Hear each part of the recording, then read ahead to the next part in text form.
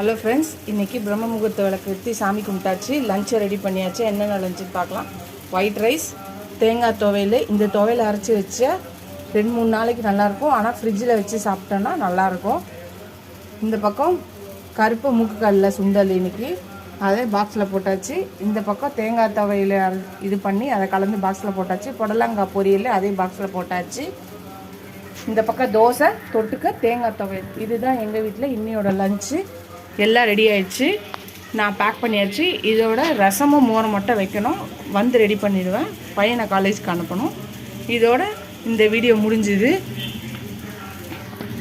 நிறைய பேர் சப்ஸ்கிரைப் பண்ணியிருக்கீங்க நேற்று, ரொம்ப தேங்க்ஸ்.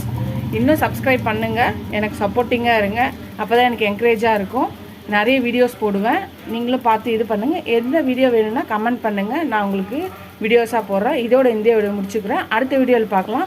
எல்லா ஃப்ரெண்ட்ஸ்க்கும் தேங்க்ஸ்.